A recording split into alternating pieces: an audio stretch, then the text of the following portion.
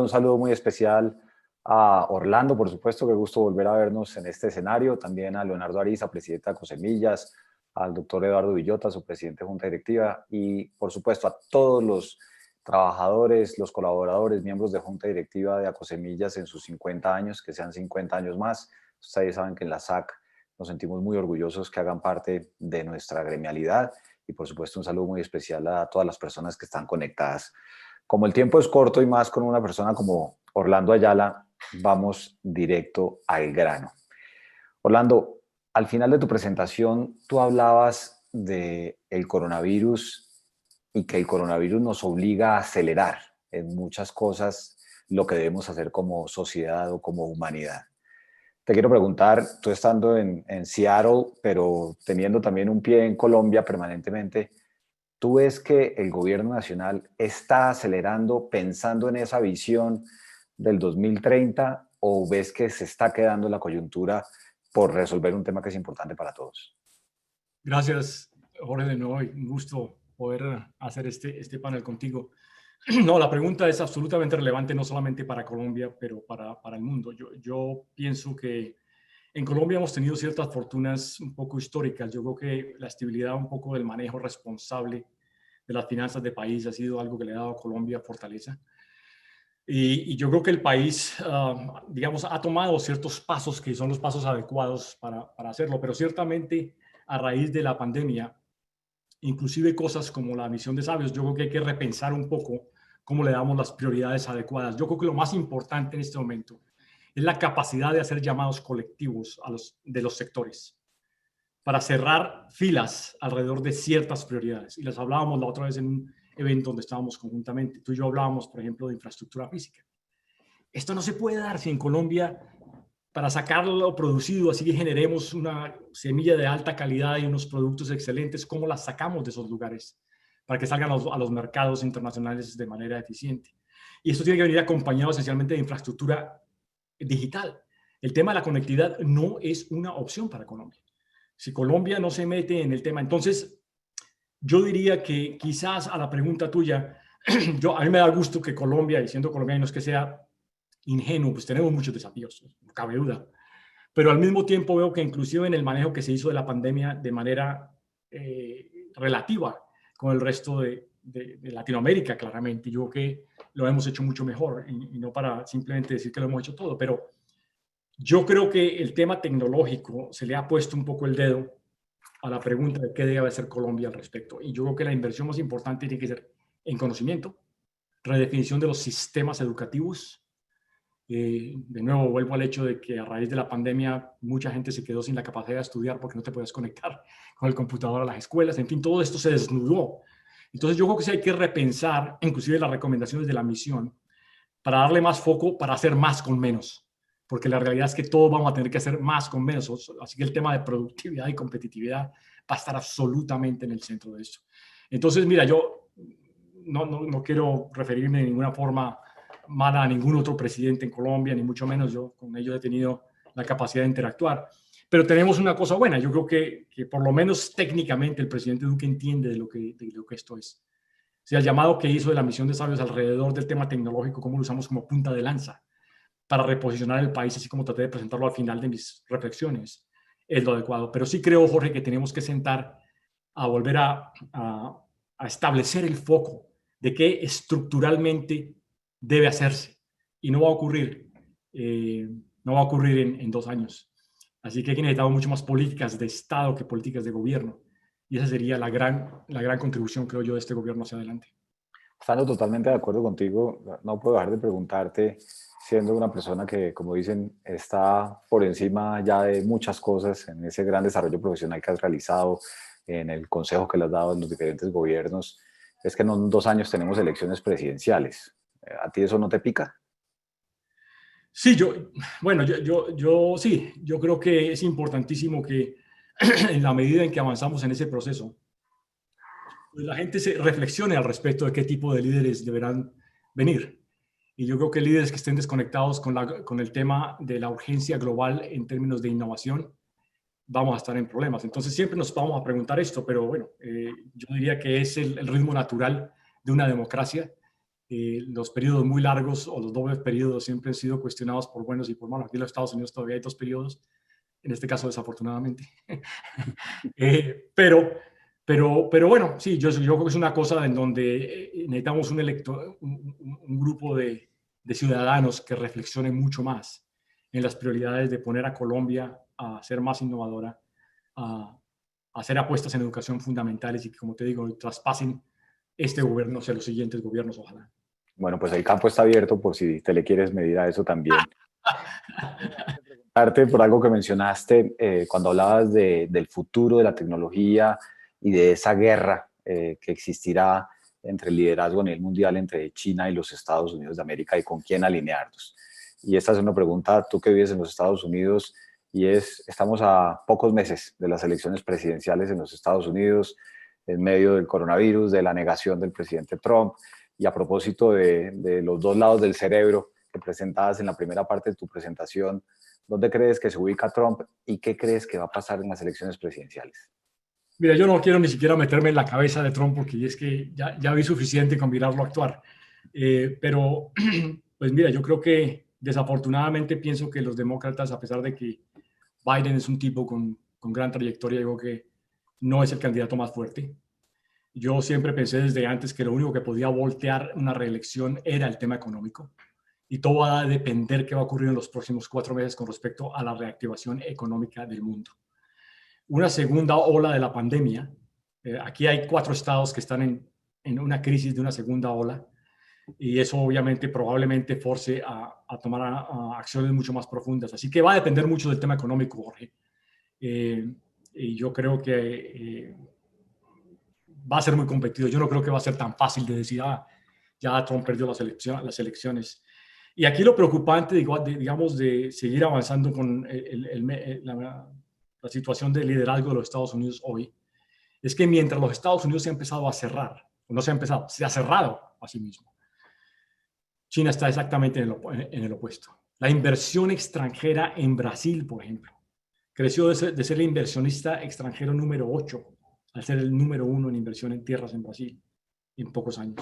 Entonces, hay una serie de variables muy complicadas y te mentiría si diría de forma segura quién va a ser elegido, pero va a depender de esas variables, creo yo.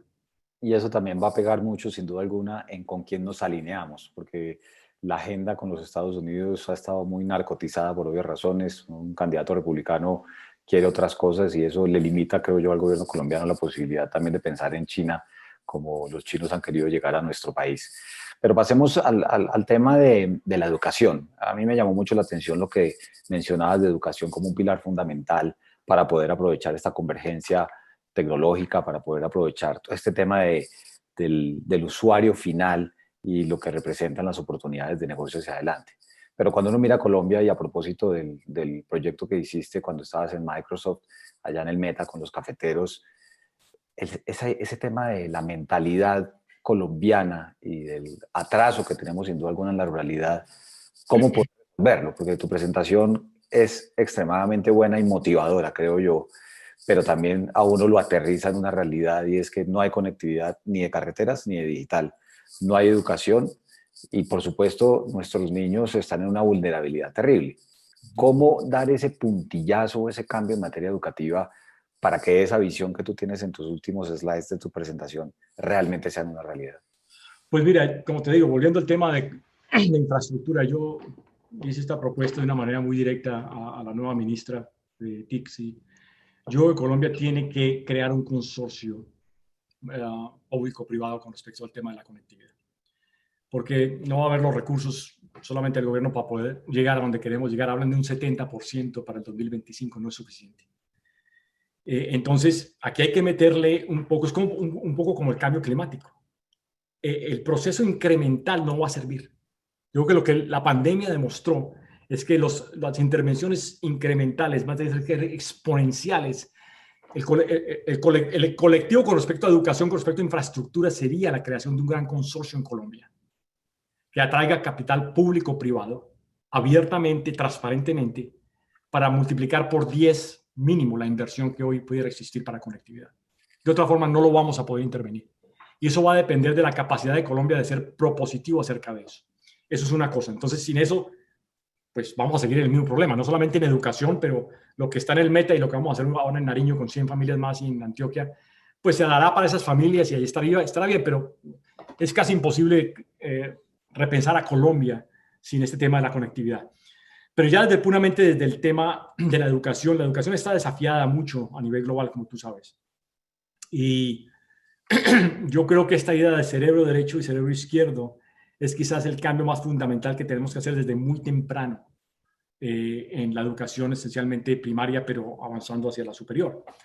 Y es el hecho de que no se trata de solamente tener niños o niñas muy buenos en matemáticas, pero cómo le conectas el cerebro derecho en el tema ético, cómo traemos una versión de líder altamente ético. Yo creo que eso se nos ha perdido radicalmente. Y de nuevo, esto no es una apuesta de 2 años. Eso es una apuesta que realmente tiene que ser muy profunda, muy enfocada, de cómo traer a las aulas currículums que realmente le permitan a los niños y a las niñas ser ese ciudadano íntegro que esté utilizando los 2 lados de su cerebro. A mí me da mucha rabia cuando la gente acá afuera me dice, no, es que Colombia es buena para el fútbol, eso bailan súper chévere, la Shakira y el otro y la vaina. Y entonces como que nos caracterizan que somos esencialmente un país de cerebro derecho. Yo me rehúso a eso. Ahora, importantísimo que seamos un país de cerebro derecho. Pero va a ser en la capacidad de repensar el sistema educativo. Hay que pensar en los profesores, que creo que van a ser más importantes que nunca. Esta idea de que los profesores no se necesitan totalmente errada. Este tema de capacidades inmersivas en el consumo de la información. Es que eso está tan avanzado, Jorge. No sé si ustedes saben un poco las historias de China. China es el primer país del mundo que está utilizando inteligencia artificial desde muy temprano. El niño entra a su clase y hay sistemas de inteligencia artificial que por la reacción de sus gestos, sin la intervención del tutor, por la reacción de sus gestos, el sistema entiende si está entendiendo o no está entendiendo el concepto. Y genera contenidos especializados para que ese niño se enfoque en lo que piensa esta inteligencia artificial que no ha entendido. Entonces estamos hablando de unos extremos y en donde parte por crear la infraestructura básica primero. Eso es una precondición, no hay nada que hacer. Y segundo, repensar el sistema educativo y no esperar a que otros nos lo muestren. Y yo creo que ese balance entre cerebro izquierdo y cerebro derecho, sobre todo en el tema ético, en el tema de valores, es absolutamente esencial. País, yo creo que el mundo está roto porque el tema de valores éticos en el mundo está bastante roto y el todo vale yo creo que no puede ser posible, no es la versión de un mundo o de una Colombia que pueda ser sostenible. Orlando, y quisiera agregarle a esa pregunta que te hice e hilándola con la respuesta que me diste, porque hablamos de la educación de los niños, pero en el campo colombiano hay una particularidad y es, primero, que el campo se está envejeciendo, segundo, que se está quedando sin jóvenes porque se están viniendo para las ciudades, y hoy los productores, y en particular los pequeños, son personas mayores que seguramente no tienen los niveles de escolaridad, pero que, como dices tú, o innovan o se mueren, o adoptan tecnología o se mueren. Entonces, en esos esquemas ya no de educación para los niños, sino de formación para los adultos productores, ¿cuál crees que puede ser una de las alternativas para poder hacer ese salto, aún con personas que seguramente ya tienen mucha resistencia al uso de tecnologías, como es el ejemplo que tú nos diste en el caso de la caficultura? Sí, mira, esa es una súper pregunta porque yo creo que una de las cosas más preocupantes en el mundo es el cambio generacional, el recambio generacional con respecto al tema de la producción de alimentos, todo alimentos con buena nutrición, en fin. 2 cosas, experiencias que han venido de este pequeño proyecto del Meta. Es increíble cómo montar tecnología de ese nivel y acceso a Internet le ha dado una razón a los muchachos de esa vereda de quedarse, porque se les generó un ambiente de esperanza, un ambiente de abrirles un poco al mundo la visión de que es posible. Entonces, de nuevo, puede ser una cuestión muy puntual, pero yo creo que hay algo en esa experiencia que ha ocurrido en el Meta, el hecho de que muchos de estos niños que tenían planes de irse para la ciudad decidieron quedarse para montarse y ser los promotores un poco del tema tecnológico. Para mí, eso puede ser la base y ojalá de emprendimiento digital, ojalá eventualmente. Y del lado del caficultor, fíjate, la experiencia también fue muy particular y te voy a contar algo. Todo el mundo nos decía, no, es que no, pues, esa gente no conoce ni siquiera no sé qué y eso cómo van a usar esas cosas. Esta señora que habla en el video, que dice que mira el teléfono a cierta hora de 7 días de la semana para vender su café a mejor precio, es quien nos está dictando cómo hacer mejor la aplicación ahora. Wow. Porque el escenario de poder vender su café de una manera mucho más efectiva, es tan poderoso que ella, no es que le estamos imponiendo la tecnología, pero ella la está consumiendo porque tiene un impacto directo en el día a día con respecto a cómo le está produciendo valor a su familia, a su territorio, a lo que hace.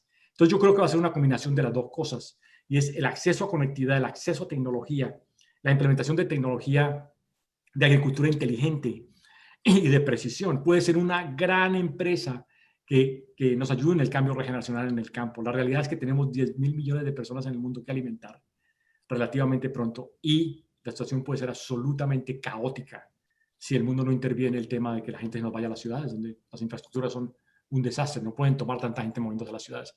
Así que yo creo que es una combinación de las dos cosas, y por eso cuando yo hablaba de audiencias y escenarios, cuando hablo de escenarios, qué importante pensar en los escenarios para que los caficultores tengan escenarios que son tan potentes, que ellos son los que jalan de la tecnología y no que se les esté empujando a ellos. Mira, fue fascinante, ahora que hablabas de las audiencias y los escenarios, cuando mencionaste los temas de personalización, desintermediación y descentralización.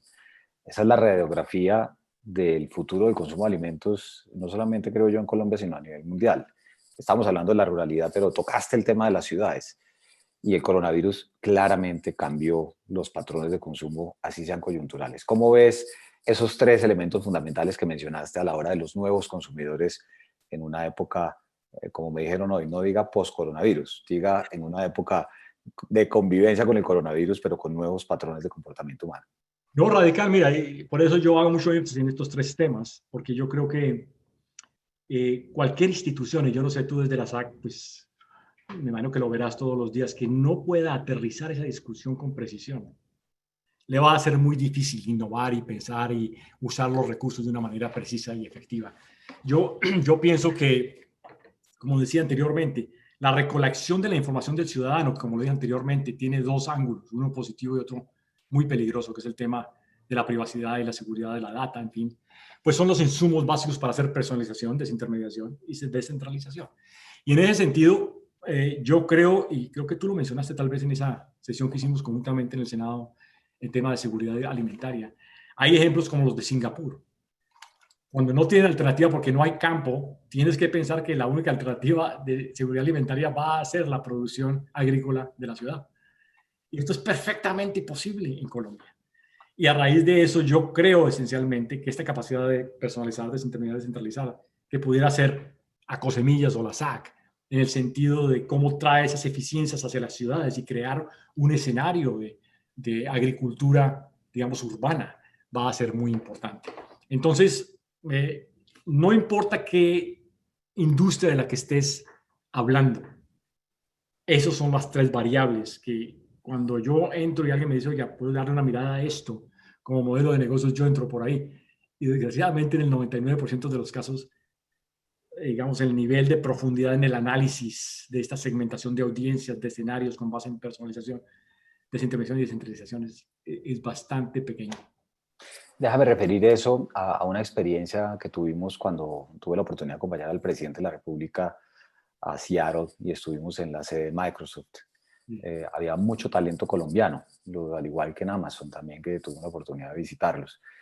Y cuando uno piensa en el desarrollo de esa política agritech y también el desarrollo en Colombia, perdón la redundancia, de los desarrolladores de software o aplicaciones, tú que has estado en este mundo tecnológico por tantos años y eres una representación del talento colombiano, ¿qué tan buen talento tenemos nosotros para competir con el talento que hay en otros países a la hora de la generación de estas tecnologías? Mira, Jorge, el problema no es talento, lo tenemos a borbotones, el problema es un problema de oportunidad. Y es un problema de oportunidad de manera que la gente no se nos vaya. Yo me fui hace 37 años de Colombia, aunque yo viví muy conectado con Colombia.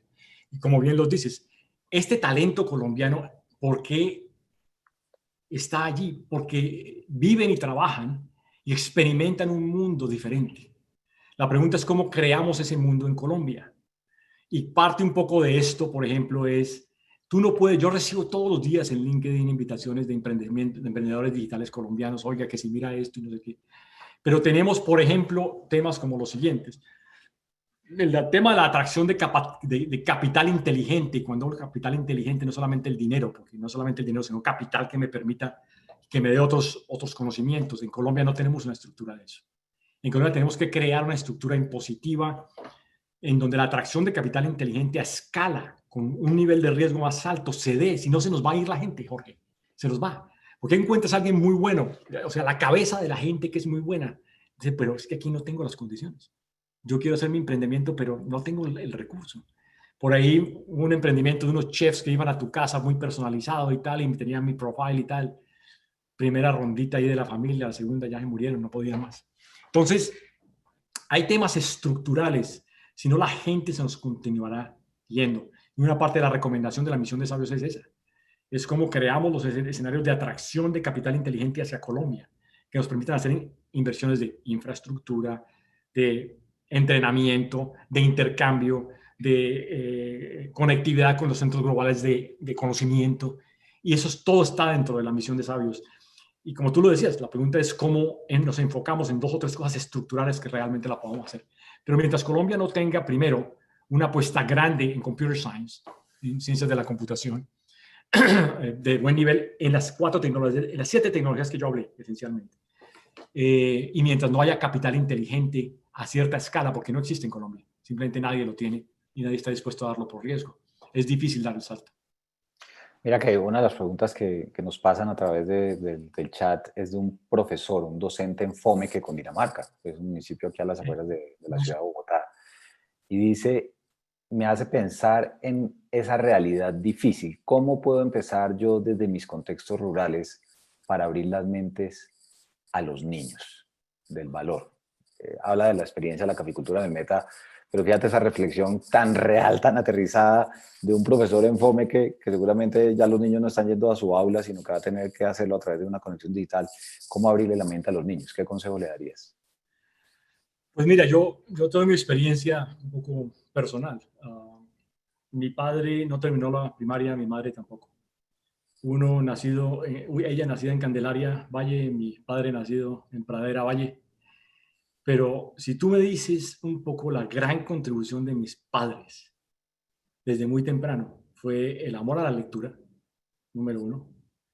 Y siempre me dijeron algo. Si usted un día quiere ser, por decir algo, un piloto de un avión de combate, no me gusta la guerra, pero por poner un ejemplo, pues no se quede en la casa y no, por lo menos acérquese al lugar donde le echen la gasolina, ¿no? Porque ahí pues por lo menos está en el ambiente. Entonces yo creo que mi respuesta al amigo de Fome es que como padres todavía tenemos una gran capacidad de hacer pedagogía todas las noches en casa. Y esa pedagogía en casa y tener una estrategia conjunta a esa pedagogía. Y yo no sé si cerca de allí haya un lugar donde haya conectividad. Bueno, yo caminaría con mi hijo allí. Lo pondría al frente de ciertos escenarios, pueden ser agrícolas o lo que sea de pertinencia en ese momento.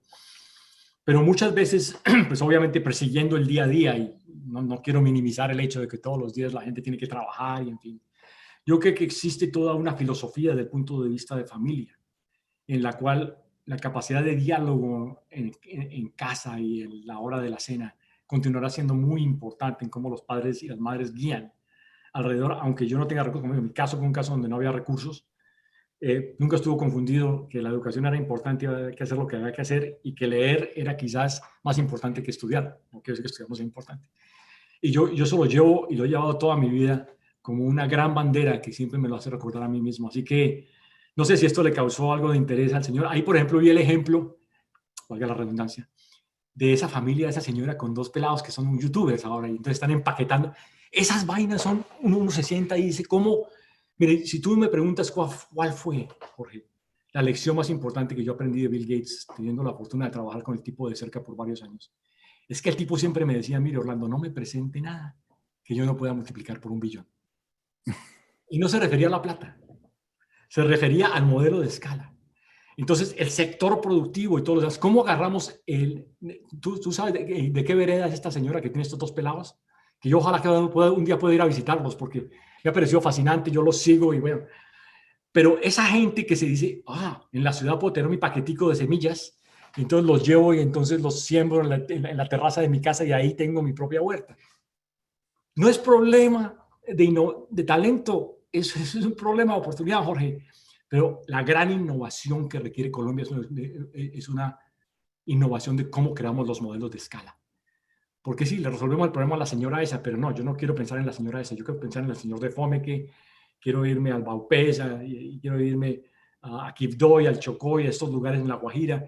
¿Cómo hacemos eso? Entonces los modelos de escala son importantísimos y yo creo que por ahí pasa un poco de las respuestas de cómo hacemos pedagogía día a día. En ese sentido, y en materia de educación, Orlando, el tema del bilingüismo, ¿cómo juega? Y tú que estudiaste, trabajaste y vives en los Estados Unidos de América y viendo nuestro país desde allá, ¿cómo estás viendo eso de cara al futuro y también en un futuro en una industria la que hoy nos acoge, como es el sector de producción de semillas, de cara a productores grandes, medianos y pequeños, donde estos temas mentales inclusive a veces pueden ser una restricción? Pues mira, muy simpática la pregunta porque te la voy a responder de dos formas. Una, bueno, esencial. O sea, esto es esencial. Y yo no tengo control muchas veces de lo que pasa. De lo único que tengo control, como tú bien sabes, es qué puedo hacer al respecto. Una decisión muy propia. Y yo vi hace 2 semanas en el noticiero Caracol, creo que fue, un portero que decidió que quería hablar inglés. Y entonces se sentaba todas las noches cuando tenía mucho tiempo y no, se apasionó por el tema del inglés y hoy está enseñándole a otra gente. Y me quedé aterrado, incluido la fluidez. El tipo no ha visitado ningún país anglo. Y luego además le intercala italiano, que también lo habla bastante fluido. Entonces, yo lo que le digo a la gente, yo te digo mi caso, o sea, yo no tuve dinero para ir a la Universidad de los Andes, yo no tuve dinero para ir a la Javeriana, yo me gradué. Universidad, la amo, Jorge Tadeo Lozano, estudié de noche, no había otra opción. Y te digo una cosa, ¿qué me llevó a mí a aprender inglés? Que siempre fui un apasionado por la aviación. Yo quise ser piloto comercial, afortunadamente no hice eso. Pero entonces no había muchos libros en inglés en Colombia de la aviación. Y en un año, por la pasión de leer ese libro en pasión del inglés, ya estaba bastante bien y afortunadamente fue una inversión hecha que entonces va a pasar mucho por la actitud de la gente. Ahora, necesitamos programas de bilingüismo, los hay en Colombia, eso hay que avanzarlo, pero la gente tiene que entender que hay una cosa que es muy cierta, y es, todo el mundo es especialista en quejarse de lo que le pasa, pero no especialista en decir qué voy a hacer al respecto. Entonces, en ese sentido, pues te comparto esas dos historias porque yo creo que es imposible pensar en un mundo globalizado o de una globalización de Colombia en el sentido positivo que afecte positivamente a todo el mundo sin pensar en la capacidad de hablar inglés o de poder interactuar con los mundos globales de inglés y muy prontamente también el mandarín. Totalmente de acuerdo. Yo coincido contigo en que lo que uno no haga, nadie lo va a hacer por uno definitivamente. Déjame rematar porque ya creo que nos queda un minuto para este conversatorio. Nos podríamos quedar aquí horas hablando contigo, pero sé que ahora van a entrar a hacerte unas preguntas los medios de comunicación sobre el tema de la convergencia del sueño en nuestro país. Y tú cerraste con eso la parte más formal de tu presentación. Evidentemente, John F. Kennedy puso a la gente a soñar en llevar el hombre a la luna y lo lograron. Aquí, como que la capacidad de soñar a veces nos la limita la coyuntura, que si el país está lleno de coca, que si el acuerdo de paz o no el acuerdo de paz, que ahora se viene una campaña presidencial, ahora el coronavirus. ¿Cuál es ese chip que tenemos los colombianos o el lado del cerebro, como lo decías al principio, que tal vez no estamos usando como país, como deberíamos? Y si tú fueras el presidente de la República, ¿qué harías para realmente conducirnos a esa convergencia de ese sueño y no quedarnos en la coyuntura como lo hacemos siempre? Mire, yo creo que un gran problema del mundo es la polarización. Todo se polariza. O sea, siempre hay que verlo desde una esquina o la otra. Yo soy un convencido que mientras tú no puedas ir por el río en el centro, donde va más rápido, donde no están las rocas, donde nos rompemos, donde todos no podamos ir por el centro con un buque sólido, no es posible ni viable. Entonces, en ese sentido, yo no me declaro ni de izquierda ni de derecha ni nada de esas vainas, yo nada que ver con eso, pero sí pienso que hay formas de invitar. Yo si fuera un poco el presidente, que no lo quiero ser, pero digo, yo que se requiere, por ejemplo, con apuestas como el y no porque haya sido parte de ella, de la misión de Sabios, es cómo llevo un diálogo sistemático de todas las semanas alrededor de las prioridades de lo que es realmente importante fuera de lo urgente. Ningún negocio puede sobrevivir si solamente me enfoco en lo urgente y no en lo importante. Y en ese sentido yo creo que es cierto lo que acabas de decir y con razón, hay que responderle al fuego. Pero ¿cómo creo un sistema? Yo, por ejemplo, si tuviera todas las semanas tendría una reunión de gabinete, diría, usted ministro, ¿qué está haciendo para la misión de sabios? Usted ministro, ¿qué está haciendo para la misión? Usted ministro. Y cómo llevo de una manera conjunta un gabinete que puede entrar en conexión, digamos, con el sector productivo, a cómo llegar a 3 o 4 cosas que converjan como grandes esfuerzos de país. Por ejemplo, el tema de conectividad. Eso no debe ser un tema solamente del Ministerio de TICS, Jorge. Es un tema de todo el gabinete en pleno y del sector empresarial y de las universidades y de todo el mundo. Hay que declarar una urgencia en Colombia con conectar a Colombia. No salimos. Entonces yo escogería 2 o 3 cosas. Haría eso. El tema de infraestructura. Yo volvería un poco. Estamos hablando de que quizás las realidades son diferentes, pero el presidente Roosevelt, cuando Franklin Delano Roosevelt básicamente fue el responsable de evitar una segunda guerra civil en los Estados Unidos. La gente no sabe eso. Hay un artículo excelentemente escrito al respecto. ¿Y cómo lo hizo? Lo hizo invitando a todo el mundo en un proyecto, gran proyecto de infraestructura de país, que le llamó el New Deal. Y a través de eso, esencialmente, hizo converger a la gente ante un propósito único. Yo llamaría a un gran esfuerzo de infraestructura, tanto física como digital, como gran esfuerzo del país. El segundo que haría es una apuesta radical y fundamental en el término de la transformación de la educación. Y esto no es solamente del Ministerio de Educación, es todo el mundo. Eso lo haría yo. Y el tercero, yo lo haría en emprendimiento. Y todo lo demás puede que sea importante, pero yo creo que hay cosas que deberían cruzar todos los ministros en el gabinete, todos los alcaldes, todos los gobernadores, cada uno con su sistema y su ecosistema de sector productivo y sector de ciencia y tecnología ante 2 o 3 cosas de gran calado que sean y generen políticas de Estado y no políticas de gobierno. La de Agritech es una, tú sabes eso porque tú estás en el sector. Crítica, Colombia no la tiene.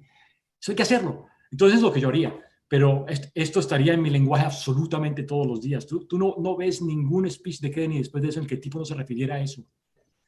Y yo le decía al presidente Duque, mire, presidente, si yo voy al portero de mi hotel y le pregunto, oiga, ¿por qué no me cuenta qué es la misión de sabios? Y no me puede responder, no hemos llegado. No hemos llegado. Y entonces ese nivel de concentración en esfuerzos grandes y en misiones colectivas de gran calado transformador es lo que yo haría. Qué bueno, pues mira que me satisface mucho eso porque oírlo, porque cuando tuvimos la reunión de nuestra junta directiva con el presidente hace 2 semanas, le entregamos un documento con 13 temas transversales del sector rural y ahí están los que mencionaste: la educación, la infraestructura digital, la infraestructura. Si escogieras un cuarto, ¿cuál escogerías? No, mira, yo me iría por el tema de mujer rural, porque la mujer rural y como emprendedora, no solamente como eje de la familia. Como en el emprendimiento, ¿no? Emprendimiento de educación, que yo creo que son. Eso es fundamental. Aquí lo que hay que es dejar bienes públicos, ejecutar, porque se acaban los tiempos, y por supuesto lograr que esto salga adelante. Te hago una última pregunta porque ya me están pidiendo que le sea el espacio a los periodistas. Y te felicito porque además tienes la agricultura a tus espaldas, en el fondo de tu pantalla. Me hace falta todos los días el plátano. Y es lo siguiente: si hoy te llamara el presidente Duque o la vicepresidente y convocara nuevamente la misión de sabios en medio del coronavirus, ¿cuál sería el resultado o tu recomendación más allá de las 3 que acabas de dar? Dejar de escribir y hablar y pasar a la ejecución. Ya no hay más que hablar. Está ahí. Ahora habrá que ajustarlo. Ningún plan es definitivo ni está escrito en las tablas, digamos, de los 10 mandamientos. Yo lo que haría es una comisión de ejecución de la misión de sabios que de hecho ustedes y a Cosemillas están exactamente en el núcleo de esa vaina. Así es. Entonces eso es lo que yo haría. Habría que reconvocarla con una aspiración y una predeterminación inquebrable de qué hacer en los próximos 18 meses para montar un plan de ejecución bien enfocado.